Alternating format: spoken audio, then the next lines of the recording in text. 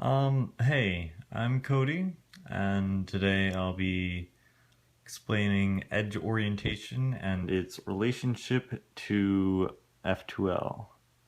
Now, this technique can be used to help you create new ways to solve an f2l pair, and it can help you be rotate a little bit less. So if you're anywhere from someone who maybe rotates like 15 times during f2l, or they just want to just try learning this to help heighten their f2l and get a little bit better and see a new technique, then that's fine. Alright, anyone who's familiar with ZZ knows that you start out by orienting all the edges first.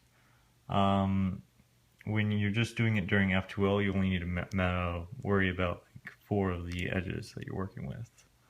So first I'm going to look and see which edges I have oriented correctly. And the way you find that out is if you can solve it using the R, the L, U, and the D layers, then it's oriented correctly. You can also look at the way that the stickers match up. If it's a red or orange lining up with the color right here, if it matches up right here or back here, if it's opposite, then that means it's oriented incorrectly. No matter how if I want to insert it using the R and the U layer, then I can't. So I'd have to do either a sledgehammer insert of some sort, or I'd have to do a cube rotation.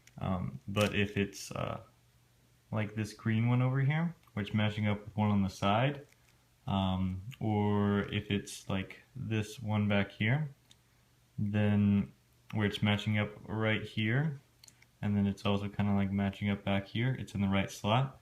That means it's in the slot correctly, which means if you were to do a cube rotation, you could take it out and it would be oriented correctly still when you took it out using the R and the U layer, and then it would also be oriented correctly when you were over here before. But if you have one that's inserted incorrectly, you could take it out and then you could do a cube rotation and then it would be oriented correctly, or you could do a sledgehammer to take that out, and if you did that, then it would be oriented correctly for the way you were right then. If you don't know what sledgehammer is, I'll probably do another video explaining what that is. So the way you can kind of apply this is you can see that you have like this green and red edge over here lining up, and you'd have like this corner down here.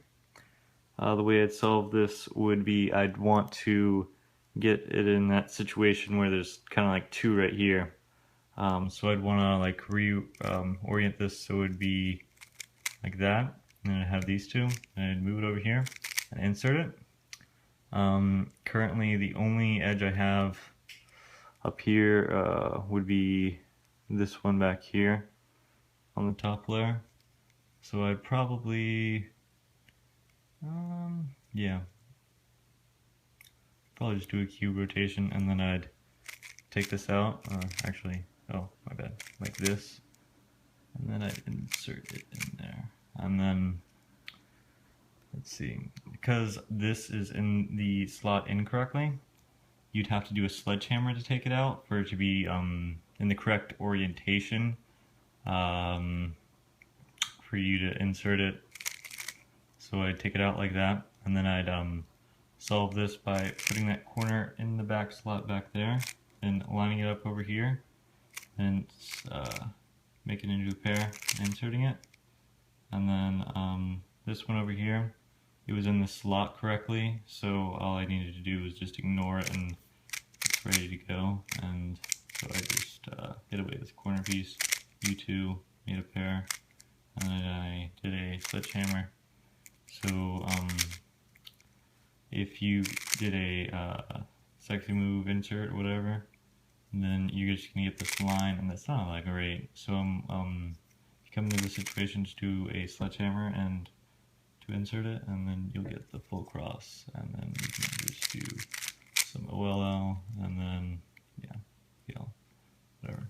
I guess we'll do another example. If you have a pair right here, and then you have this edge right here that's oriented incorrectly because it doesn't match up with the right or left one, it matches up with this front one, then what you can do is to orient it correctly, instead of putting in normally, you can use a sledgehammer to move this edge piece over here and flip its orientation.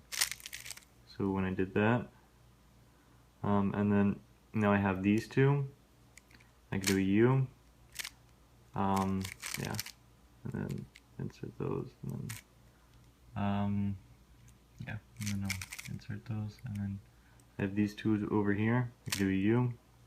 It is in the correct orientation because it has an orange, and I can just put those two apart, do a U, and then insert those. And then right here, this is the wrong orientation, so I just do a cube rotation. I usually do a D width and maybe a U, and then use this slot to hide away the corner piece. Push U, and then do a U, and then insert it. And small.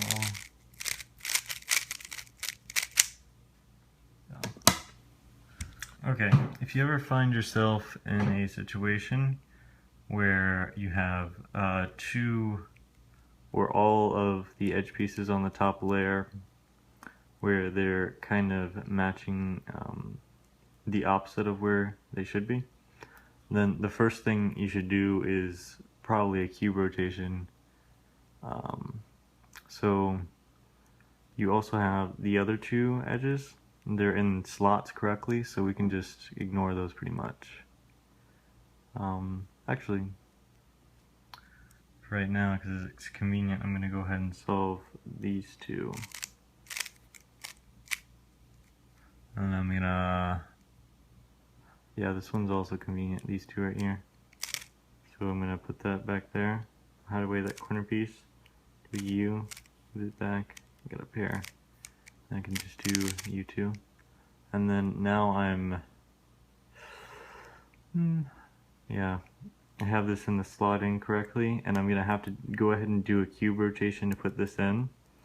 Before I do that, I'm gonna take this out, so that when I do a cube rotation, this is already correct, because I took it out on this side. If I took it out later, then it would be oriented incorrectly and I'd have to do the cube rotation. So I'm going to go ahead and take it out. I'm going to hide away this corner piece, do a U, do an inverse R, do a U, and then just insert this slot normally. Do a U to hide away this corner piece, move this over here, move this back, and then again I'm going to do a sledgehammer insert, which puts directly, move back over here, and I got this, and I can just, you know, yeah. Alright, now I'm gonna try to explain how you can use edge orientation to figure out new algorithms and stuff. Alright, so this is a pretty common situation where you have this corner piece down here and this edge piece over here. If you were to like try to take this out, I used to just put this in the back right here and then do that to take this corner piece out, and then I'd have this situation and I just do a cube rotation, put it in. That's not bad, but the best way to do it would be to reorient this edge piece right here and then put it into the slot. Now if I did a sledgehammer, it'd move this edge piece over here, and it'd also reorient it, and then it'd also flip this corner piece right here. So I just have this pair. and then I just insert it and then finish it off. That's about all there is to edge orientation. Can be pretty helpful during f2l and planning and kind of figure out new ways to do it. So yeah, like and subscribe. I'll probably be doing some more stuff, maybe a little bit about pseudo blocks, but probably mostly sledgehammer and how to use that and form pairs using it. Well yeah, thanks.